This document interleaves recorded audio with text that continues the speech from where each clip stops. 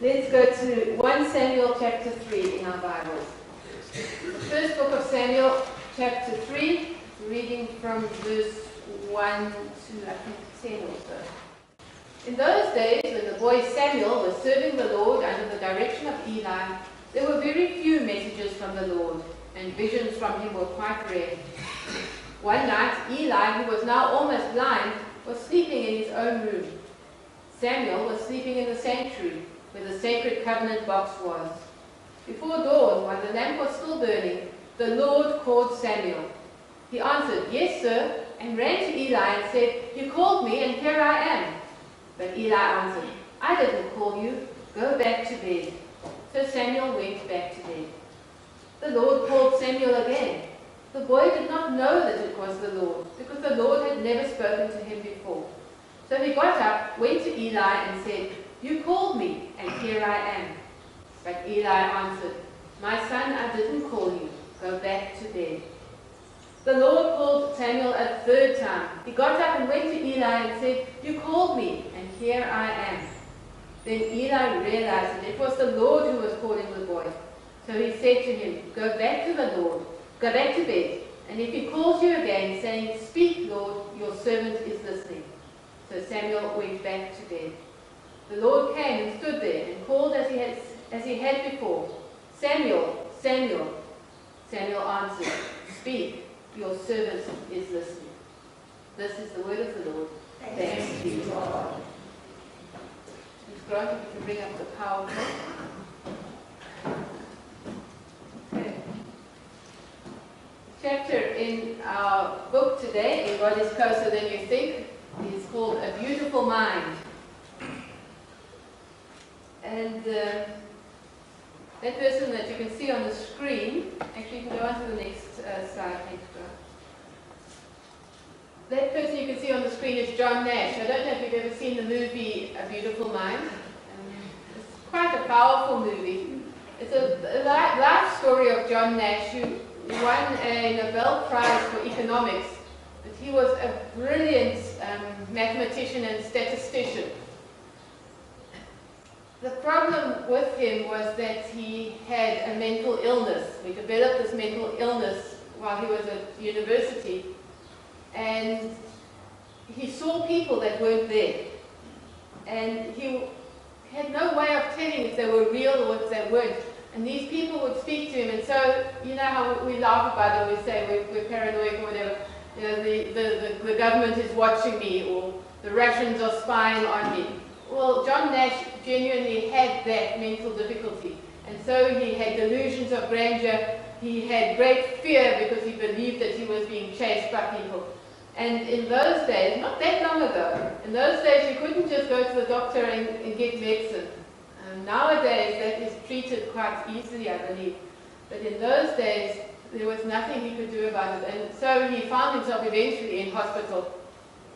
One of the things that, and he was cured, he trained himself to be able to tell what was real and what was his imagination. To the point though, when somebody came to him to speak to him, to tell him that he'd won the Nobel Prize after he'd been recovered for a while, he called the people around him and said, "This person who's talking to me, is he real? Can you also see him?" Because he couldn't believe that it was real, that he'd won the Nobel Prize, and he thought that the voices were coming back to him. But this was his beautiful mind. But one of the things that John Nash says is that we all hear voices, and the question is, what do we listen to? And we had that when we spoke about Martha and Mary as well. We all have voices that are calling on us. Which do we listen to? And then John Ortberg asks that question at the bottom. He says, "I want a beautiful mind. How do I make my mind the kind of place where God dwells?" Now, can we identify with that? Huh? We'd like to have the sort of place inside of our heads where God is glad to come and live with us. So we're going to look at a few things that we can do. I think many of them you'll have heard about before, so it's just a reminder. Thanks, Grant. We're going to look at 3 things to know and 3 things to do. So because there's 6 things, I have to go quite quickly through them. 3 things to know. The first thing to know is that God does speak to us. It might sound a bit obvious, But I have heard even people claiming who say they are Christians saying, no, God doesn't really talk. You must just go and read the Bible. God speaks through the Bible. God doesn't speak to us today. We need to know that God does, just as he spoke to Samuel in the Old Testament, just as he spoke to Paul and the disciples in the New Testament, God does speak to us today. John Ortberg says in any family relationship there has to be some communication. Even the most silent husband must grunt sometimes. I don't know if you've got a husband like that, or if you are a husband like that. He says God does more than grunt. God does more than just be interested on a certain level. God is deeply interested in our lives. We can be with somebody who's watching TV, but we're not really with them. You know what I mean? We're in the same room, but we're not with them.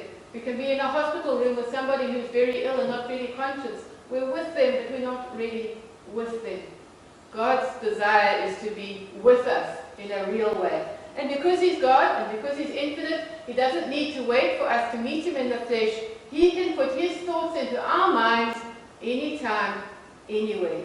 He has access to us, and we have access to him at any time. So the first thing, God does speak to us. We need to know it, and we need to believe it. Thank you. Next thing to know.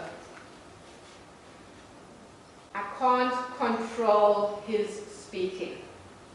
Now this is where we all say, okay, God's infinite, and he can put his thoughts into our minds anytime. Why sometimes doesn't he do it? I'm sure that all of us, as much as we can say we have heard God's voice at some time, will say that there are times when we prayed and we prayed and we prayed and we couldn't hear anything.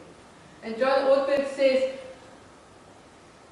that at every major point in his life he prayed. He prayed before he got married. He prayed before he found a job. He prayed before he took up his job as a pastor in a big church.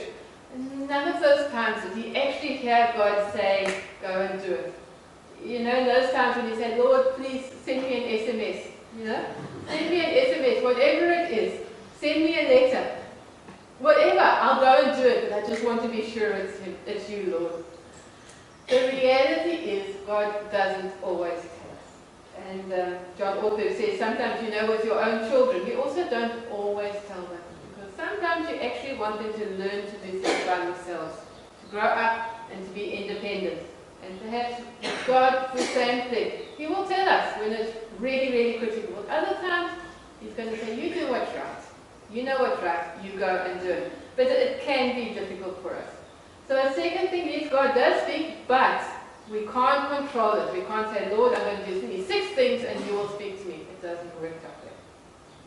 Third thing to know. Every thought that we have is like a magnet, attracting God or drawing us towards God or repelling God. You know how a magnet works. Say, you put the 2 south poles together, they force apart. But if you put the south pole and the north pole together, they attract. I've got the picture of the beads there. There's beads on a string. John Ortberg tells us that our thoughts are like beads on a string. So if you think of your day is thought, thought, thought, thought, thought, thought. Okay, sometimes he's got the thoughts very close together. Sometimes they go thought, thought, thought. So sometimes if you have a very sort of off day, you might just have thought on the string of beads. But the reality is that all of us, our days are thought after thought after thought. But those thoughts aren't just things that are going on in our head, it's just for us that nobody else knows about. Those thoughts are either going to draw us towards God, or they're going to draw us away from God. Even if you're not thinking about God, even if you're not thinking about the church, whatever the nature of that thought is, it's going to move us towards God or move us away from God.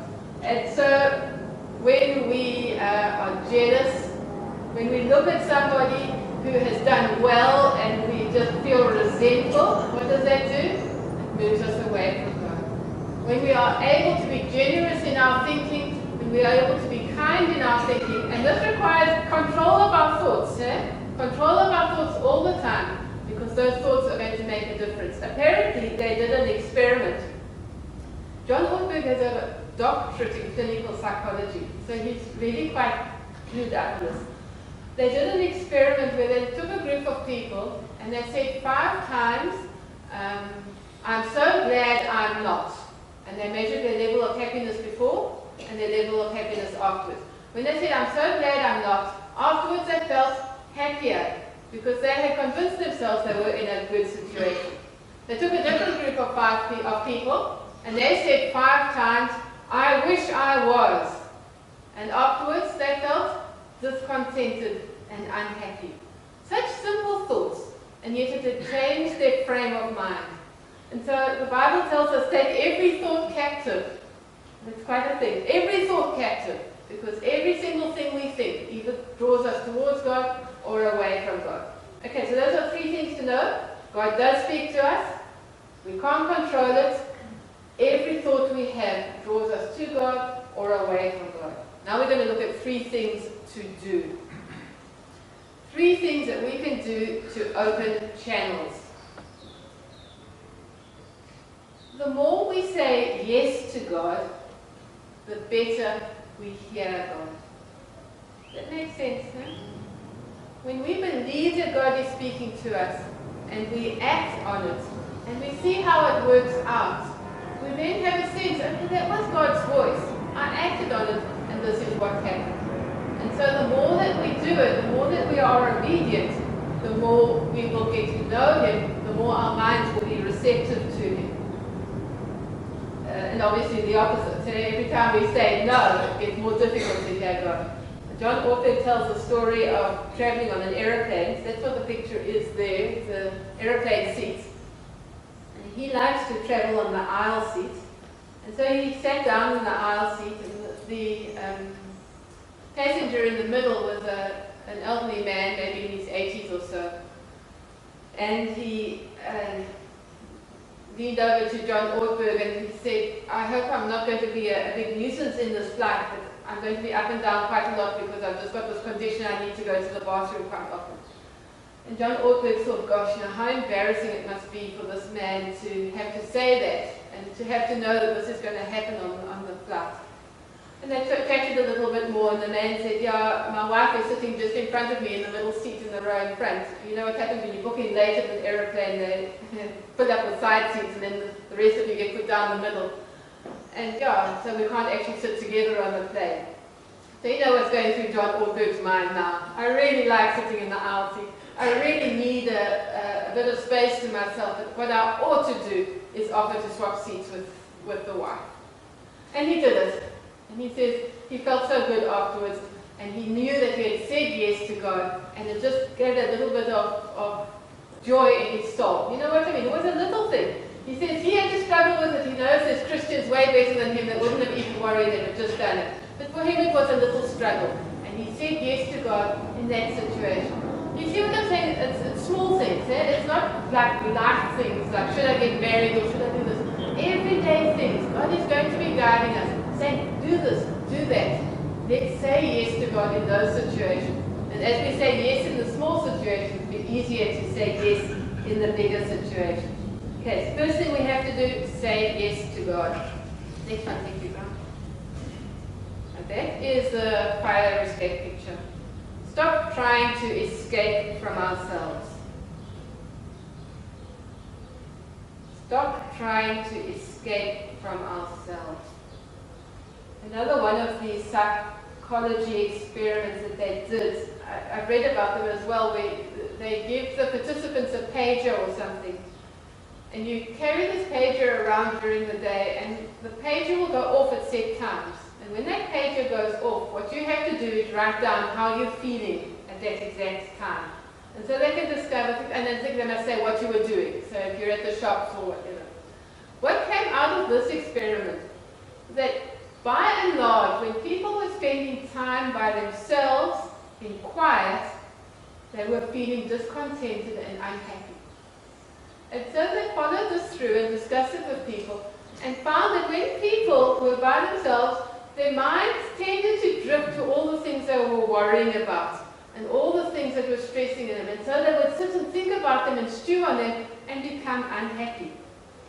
The realization that, now there are ways of solving this in a good way, but the way that most people, most of us solve that situation is we avoid ever being alone with our thoughts. And so we will rather watch television or just go out and do something, especially watching television. So you wonder how many of us, okay, not me because I never watch TV, but how many of us actually sit in front of that TV set, even though we're not remotely interested in what we're watching, just because it's filling up our minds, because we don't want to be by ourselves, because we've lost the trick of being by ourselves, and we are subconsciously afraid of what we're going to think about. That is quite a challenge. If we want to make our mind a place where God is welcome, where Jesus wants to come, we need to try and stop escaping from ourselves by filling our minds with meaningless nonsense. It's not only television. I mean, sometimes my meaningless nonsense is I'll read a book that's really not worth reading, you know. But just because I don't want to let my mind think. So our challenge, next time you're doing something that's escapist, sometimes it's good, we need to rest, we need to relax. I'm not saying no TV, no books. But next time we're escaping, let's be honest and say, do I really want to do this? Do I really want to do what I'm right now? Or am I doing it just because I can't think of anything better? Let's stop trying to escape from ourselves. And the last thing that we need to do to open channels. Only God can change our minds. The Bible in Romans 12 says that we should be, do not be conformed to this world, but be transformed by the renewing of our minds. Not that we should renew our minds, but that we should allow God to renew our minds. And perhaps this should really be the first thing we say, that Jesus is the one who can do it. Jesus is the one who has the power. Jesus is the one that we need to turn to and say, Lord, make my mind that beautiful place. And to ask ourselves, what are we thinking about? That's a picture of dirty water there. What are we putting into our minds?